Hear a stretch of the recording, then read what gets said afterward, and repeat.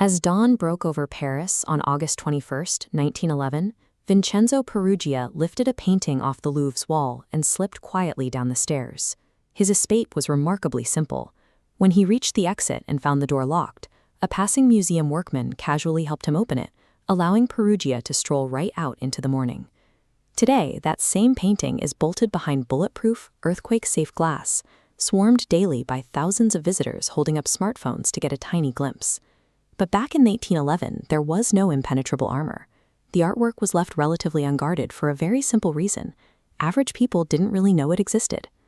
The Mona Lisa's transition from an unguarded canvas to the most famous object on Earth requires looking past Leonardo's brushstrokes. The painting's modern status is the product of centuries of compounding hype and a massive media spectacle. The history of the painting starts in 1503 with a standard, mundane commission. A Florentine businessman asked for a portrait of his wife, Lisa Gherardini. Leonardo da Vinci kept the canvas for the rest of his life, working on it for more than 10 years. He used the portrait as a testing ground for his ongoing studies into human optics. Leonardo pioneered atmospheric perspective, painting the background layers progressively hazier to trick the eye into seeing profound physical depth. He also utilized sfumato. By blending subtle gradations of color around the eyes and mouth, he eliminated hard edges, resulting in a startlingly lifelike face. These techniques make it a spectacular Renaissance portrait. But European museums are filled with spectacular Renaissance portraits. Artistic merit alone does not generate global fame. The painting's initial rise up the social ladder began with French royalty.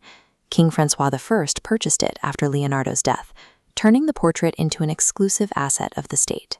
In 1550, it received a significant public relations boost when the Italian scholar Giorgio Vasari published a widely translated biography of Renaissance artists. Vasari gushed over the painting, describing it as a hypnotic, perfect imitation of life. As the years passed, the artwork became a fiercely guarded treasure of the elite.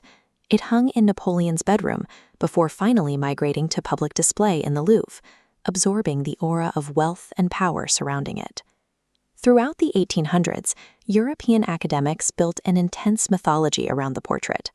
Scholars wrote exhaustive essays fixating on the subject's allure, claiming her smile offered a treacherous, dangerous attraction. By the turn of the 20th century, the painting held immense prestige among art critics and royalty. Yet, outside of academic circles, it remained largely obscure to the general public. That obscurity vanished in 1911. Vincenzo Peruggia's theft thrust the missing portrait onto the front pages of international headlines. The police were entirely baffled. Looking for any possible lead, they even dragged in a young Pablo Picasso for intense questioning. The mystery triggered a bizarre public phenomenon. Massive crowds flocked to the Louvre, walking right past other masterpieces just to stare at the blank space on the wall where the portrait used to hang. In that vacuum, the public relationship with the Mona Lisa shifted. Instead of viewing Renaissance art, they were consuming a sensational, highly publicized true crime story. For 2 whole years, Peruggia kept the portrait shoved in a false-bottom suitcase. When he tried to sell it to an art dealer in Florence, framing himself as a patriot returning stolen goods, the police swiftly arrested him. The return of the artwork provided the perfect finale to the media circus. Newspapers ran global victory laps, and massive crowds rushed to the Louvre to finally look at the recovered canvas they had been reading about for years. The painting quickly mutated into a cultural meme. It was mocked by conceptual artists like Marcel Duchamp and pursued by Nazi art thieves during World War II. This intense visibility invited dangerous obsession. Over the following decades, attackers threw stones, splashed corrosive acid, and hurled a teacup at the canvas, forcing the museum to lock it away in a highly fortified box. Now, it stands perhaps less as an exemplary Renaissance portrait and more as a testament to how we create and maintain celebrity.